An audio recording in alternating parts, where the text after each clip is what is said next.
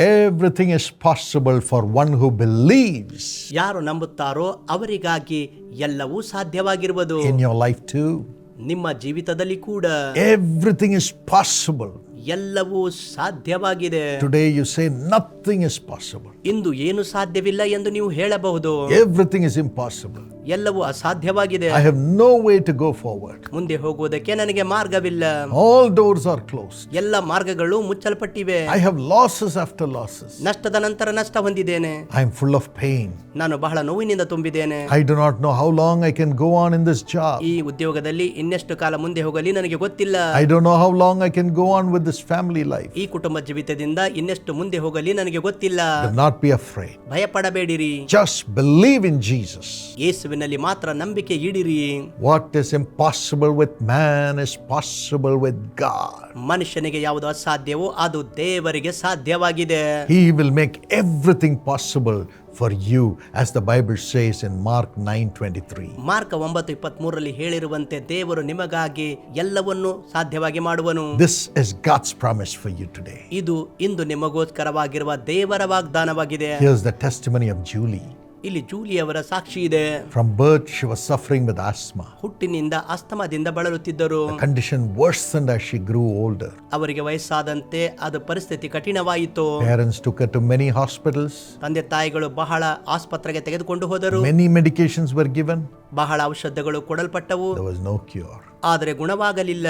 And it affected her studies. ಅದು ಆಕೆಯ ವ್ಯಾಸಂಗಕ್ಕೆ ತೊಂದರೆ ಮಾಡಿತು. At the age of 15, 15ನೇ ವಯಸ್ಸಿನಲ್ಲಿಯೇ 2007, 2007ರಲ್ಲಿ the Itanagar Prayer Festival of Jesus Calls was held.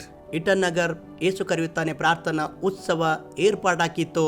In that meeting where thousands were present, ಮತ್ತು ಅಲ್ಲಿ ಸಾವಿರಾರು ಜನರು ಸೇರಿ ಬಂದಿದ್ದರು. God enabled me to pray for the sick people. ಅನಾರೋಗ್ಯದಲ್ಲಿರುವವರಿಗಾಗಿ ಪ್ರಾರ್ಥನೆ ಮಾಡುವಂತೆ ಕರ್ತನು ನನಗೆ ಸಹಾಯ ಮಾಡಿದರು. And one person came and testified. ಮತ್ತು ಒಬ್ಬ ವ್ಯಕ್ತಿ ಬಂದು ಅಲ್ಲಿ ಸಾಕ್ಷಿ ಕೊಟ್ಟರು. I had asthma. ನನಗೆ asthma ರೋಗವಿತ್ತು. Now I am healed.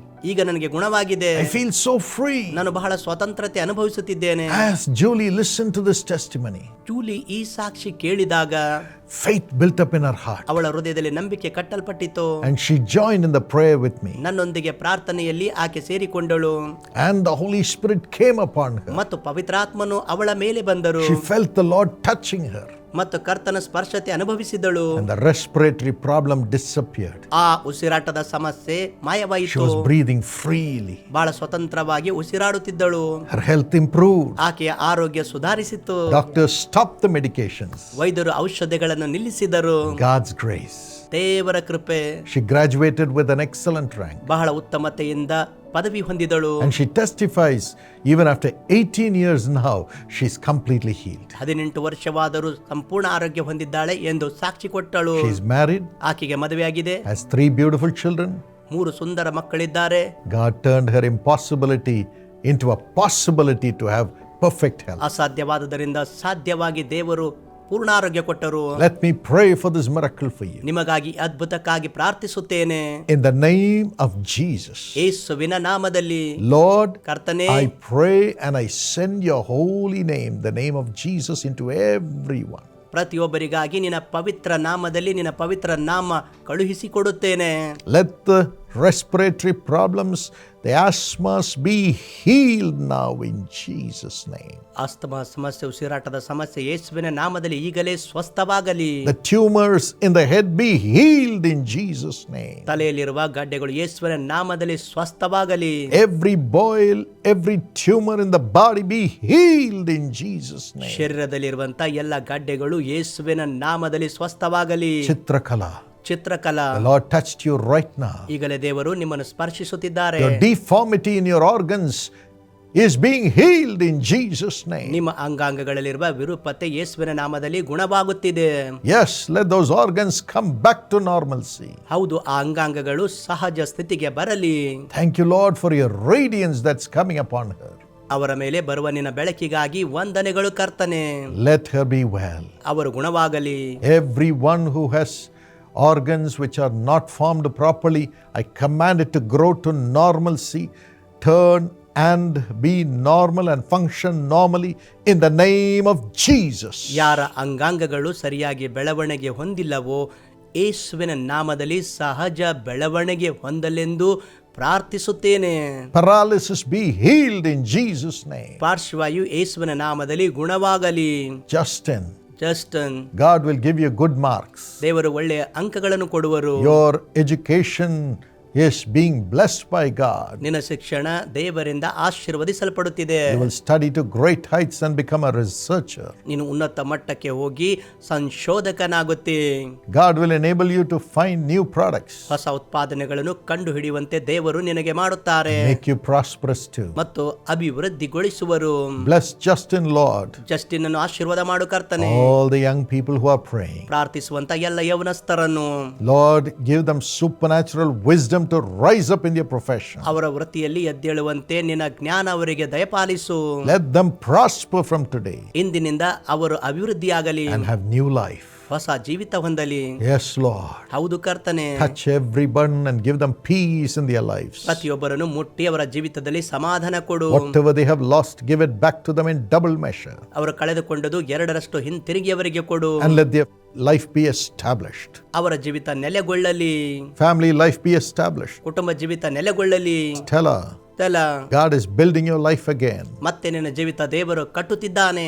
Rise up and be blessed. ಎದ್ದು ಆಶೀರ್ವದಿಸಲ್ಪಡು. Glory of heaven is coming upon everyone. ಪ್ರತಿಯೊಬ್ಬರ ಮೇಲೆ ಪರಲೋಕದ ಮಹಿಮೆ ಇಳಿದು ಬರುತ್ತಿದೆ.